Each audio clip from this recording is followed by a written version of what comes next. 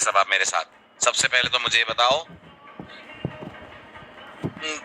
ये जो मैंने एक्सप्रेशन लिखी है address of S I dot roll, इसमें कितने ऑपरेटर दिख रहे हैं?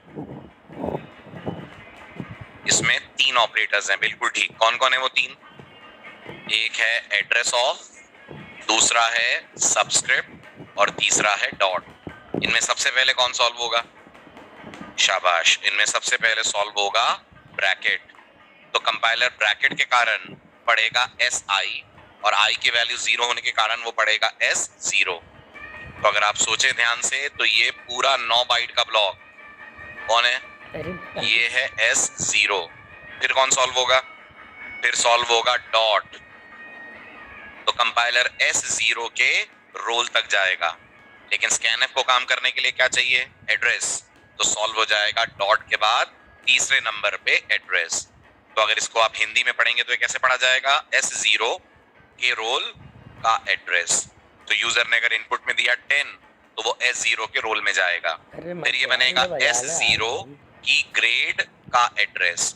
यूजर ने इनपुट में A दिया तो वो यहाँ आएगा। फिर ये बनेगा S0 की परसेंटेज का एड्रेस। यूजर ने दिया मान लीजिए 71.6 तो यहाँ गया। फिर I++ को बढ़ाकर क्या कर देगा? 1। क्या 1 भी 3 से छोटा है?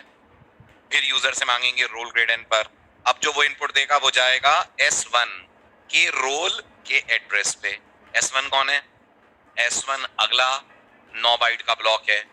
डॉट रोल उसके अंदर का रोल नाम का मेंबर। एड्रेस ऑफ इस रोल नंबर का एड्रेस, मान लीजिए इनपुट आता है 20। ऐसे ही S1 की ग्रेड का एड्रेस, मान लीजिए यूजर देता है A तो A यहाँ चला जाएगा। मान लीजिए S1 की परसेंटेज के लिए यूजर देता है 86.3 तो यहाँ ऐसे आ जाएगा 86.3। अगेन I++ को कहाँ पहुंचाएगा? 2 पे। अब कौन होगा SI का मतलब? अब SI का मतलब हो जाएगा S2। तो जो आप रोल नंबर लेंगे यूजर से वो कहाँ जाएगा? वो जाएगा S2 के रोल के एड्रेस पे। मान लीजिए रोल नंबर 30 आता है तो यहाँ 30 आएगा। S2 के ग्रेड के एड्रेस पे, मान लीजिए ग्रेड B आता है तो यहाँ B आएगा।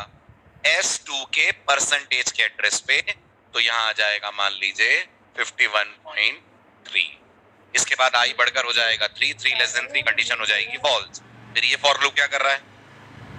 ये वही कर रहा है जो ऊपर वाले फॉर लूप में हो रहा था, लेकिन ये इनपुट लेने की बजाय डिस्प्ले कर रहा है। और एड्रेस क्यों नहीं है? क्योंकि हमें एड्रेस नहीं दिखाना है, हमें दिखानी है रोल ग्रेड पर की वैल्यूज। तो कितने स्टूडेंट का डेटा हैंडल हो गया? 3 स्टूडेंट का डेटा हैंडल हो गया। कितने एरे बनाने पड़े? एक ही एरे बनाना पड़ा, राइट? सिर्फ एक एरे हमने बनाया। किसका एरे बनाया? स्ट्रक्चर का। और स्ट्रक्चर के एक एरे के कारण हम तीनों स्टूडेंट्स के लिए इनपुट्स हैंडल कर पा रहे हैं। उतारिए कोड फटाफट।